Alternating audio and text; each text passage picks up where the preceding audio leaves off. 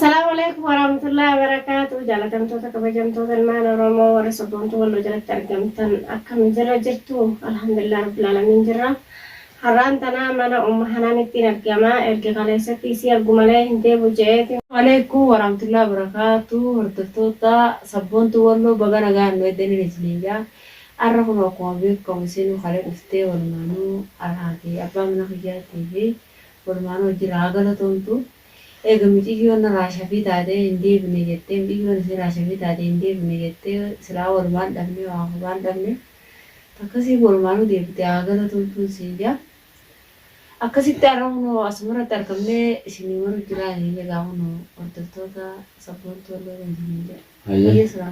Assalamu alaikum warahmatullahi wabarakatuh. Jaalatamtootaa fi hordoftoota keenya bagaa nagaannooti. Egaa hordoftoota keenya malee sabboontuu qofaa midhaan kan hin beeku malee. Egaa gama keessan deebinee jirra. Kanarraa immoo egaa sabboontuulleen eegaluftee nu bira jirti. Kunoo wajjumaanuu gaa bashannanu jirra. Qofallee taphatutti jirra. Yaa wanni gartee gama keessan nu deebisee isiillee gaa waan nama haariyaa taateef asumaanuu akka gartee jajjabeessitan akka gartee subscribe like share gootan abdiin qaba. Andaamsa kiyya kana fakkaata. Itti aansuudhaan ammoo isiillee gaa namuma gartee jechuudha yuutuubara taatee nama gartee kunoo dhuftee nu gaafattee ara jechuudha nuti duran naafi immoo qofa turre nu wajjin jechuudha. Bunaa fi shaayii jechuu turre kanarraa gaa wajjin bashannannee qofallee taphatutti jirra. Itti aansuudhaan gaa wanni gartee nuti gama keessan nu deebisee kalee akkuma isiillee na bira dhuftetti killee maaliif jechuudha battanii maaliif akkanatti dhabamtanii maaliif jechuudha viidiyoo jechuudha akkuma viidiyoo dalagaa hin jirtanii maatii isin bachiisee maatu jechuudha akkanatti jaalisiin godhee yaada jahuun dhuftee har'a nu jajjabeessitee hamileen itti gootee jechuudha kunoo akkanatti dhufnee faayannee fataayannee isin dura tattaa'utti jirra gaa hordoftoota keenya kanarraa gaa har'a isin dhuftee jechuudha guyyaa duraatiif akkana jettee nu jajjabeessitee guyyaa lammaffaallee gama keessan dhufnee jechuudha qofallee taphatutti jiraan isin ija Oromootiya maaliif egaa garuu har'aan tana isin dhuftee akkana naan jechuudhaaf baay'ee takka hamileen itti gootee na jajjabeessitee kanarraa yuutuuba kiyya na duraa agartee baduu irratti kanaa itti hamileen sin cabini maaliif hamileen sin cabte yaada jahuun dhuftee na jajjabeessitee akkasuma gama keessan isii wajjin jechuudha dhufnee jirra. Ammoo abdii kutatoo hin qabu namni kamu yoonii fi gartee namni tokko gartee abshir bakka qoftetti hin haftu ni kaataa hoggaas hin jee hamilee godhatta jechuudha. Hararraa immoo ani kaniin amma gartee viidiyoo irratti dalagaa jiru yookaan viidiyoo isin irratti maraa jiru kanuma ummoo inaanii kammoo inaanii fi xiyya tokkumaa jechuudha. Kanarraa gaa immoo xiyya yoon daballee kanuma ummoo inaanii irratti hin gaa waliinuu gama keessan dhufnee waan babbareedaa waan isin gammachiisu waan isinitti gartee isinitti tolu isiniif dalaynee abdii qabna. Kanarraa gaa haaluma jireenyaatti jechuudha nama kana guutuu bachiisee nama gartee biyya duraanuu biyyarraa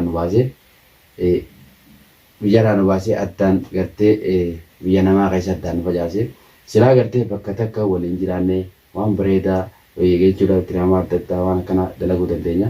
Kanarraa gaa inshaallah an dhaamsi kiyya kana fakkaata meeshaan illee gaa yaada qabanaa ibsatanii.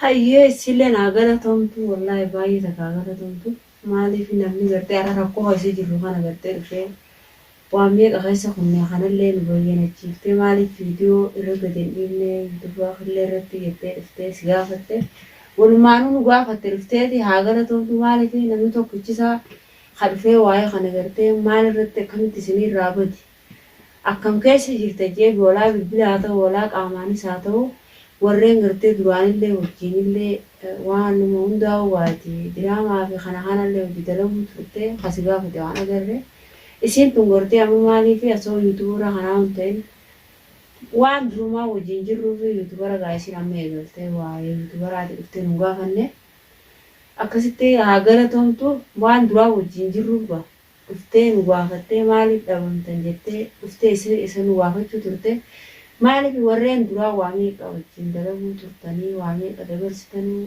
namtichi abbaan tokko dhufee akkam killee isarra geessanii ummaynaan isarra geessanii hajii waan agarre yoo garuu nuti illee silaa wallaallee kanalleedhaaf maaliif zannii ballee walitti illee harree numatti namni dhufee nu gaafatan jiru jechuudhaaf hin jedhu. Egaa inni namaa tokko.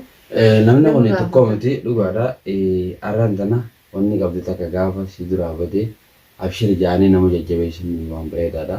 Kanarraa immoo jechuudha. Isin akka nu deebisteeti amma maaliif wallaahi. Dhugaa maaliif awwaan biraatii miti akka gartee waan yuutuub na geessu naa deebi'ee takkatti hin gammatan akka mataa kiyyaatti arra dhuftee nu biratti argamtee nu gartee duraan jechuudha waan takka biraatti dhiisee taa'u dhuftee gama hordoftoota keenyaa nu deebiftee jechuudha isaan duratti as deebinee waa hedduu dubbatu turre waan kana keessatti illee isa hordoftoota keenyaaf illee waa hedduu jechuudha isaaniif ibsinee waan isaan nu gaafatan illee jechuudha hommooyinaan irratti illee isaan illee jechuudha dhaqanii ilaaluu danda'anii waan hin gartee achirratti hordoftoota keenyaaf hime.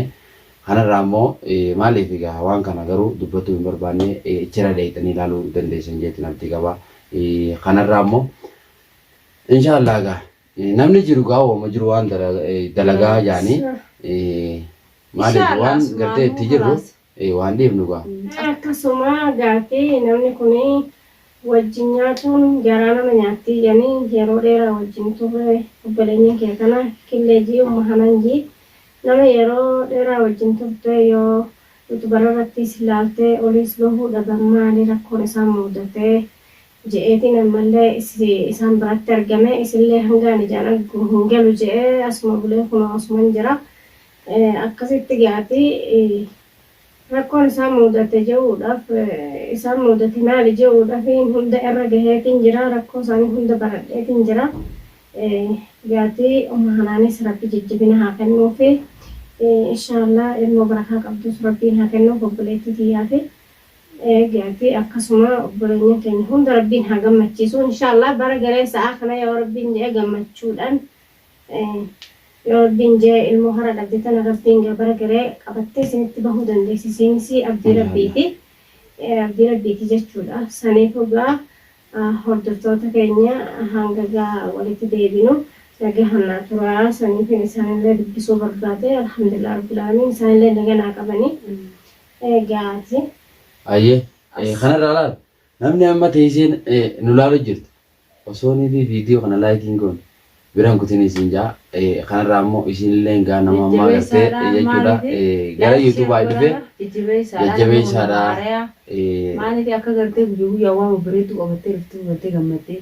Son bareedaadha gaa dhugaadha maali jabeessuun nama gartee jabaa ofii abbaa jabeeffataa akkuma jaansanii silaanii fi gartee nama gartee beekaa keenya jabeeffannee osoo gartee jechuudha dhugaa wallaahi waa hunda gartee hin dubbannu maaliif garuu an kanarraa wanni isinitti dhaabbadhu jajjabeessaadha nama gartee jechuudha amma lafaa ka'u kanarraa gaa.